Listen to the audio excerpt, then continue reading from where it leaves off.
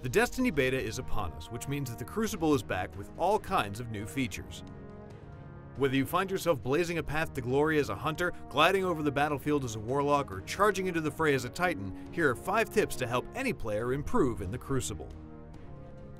First up, weapon loadouts.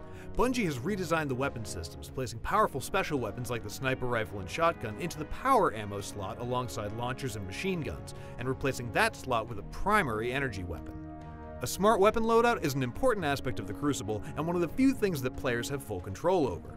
Equipping a long-distance weapon such as a pulse or scout rifle can give you an advantage in those long open lanes of Midtown, and pairing that with a short-range hand cannon, sidearm, or automatic will give you protection in the close-quarters encounters that you run into on Endless Vale. Players in their super ability will also take bonus from your energy primary, so be sure to keep that locked and loaded for when you hear the ominous sound of an enemy super activating. I love it. Next up, staying alive.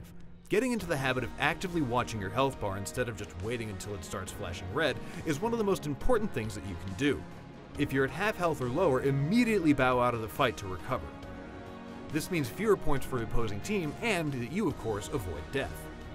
Try to avoid getting into combat if you're damaged, and remember that being outnumbered almost certainly ends up with you waiting to respawn. Try to pick your battles carefully and be on the lookout for places to find cover if you're hurt. Practice these as best you can, and your Crucible experience should improve in no time. Moving on, it's important to know that Destiny 2 now lets players interact with objects while simultaneously being able to defend themselves. In the new mode Countdown, for example, players can now shoot or melee opponents while setting or defusing a charge, while in the original Destiny, using a weapon while interacting with an object or reviving a teammate would have cancelled the action. It will reset if you take a hit though, so watch your back.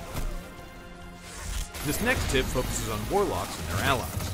The warlock has a magical rift that you can throw down to grant either bonus health regeneration or boost your attack damage. The healing rift is extremely useful for controlling and defending an area on a map, such as Control Point B on the Endless Vale. The damage rift can be vital to giving you and your teammates extra firepower should you become outnumbered.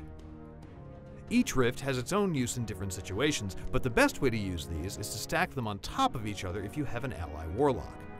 A team of warlocks can coordinate to receive both healing and damage boosts, making it nearly impossible for their opponents to take a team out. Lastly is a fun tip for Titan players, or anyone on a team with a Titan. When Titans equip the Rally Barricade skill, they get a buff that automatically reloads their equipped gun when you take cover behind it. This works for anyone else on their fire team who uses the barricade as cover too, meaning you can keep popping in and out from behind the barricade while holding the trigger down to basically become a stationary turret for as long as the ability is active.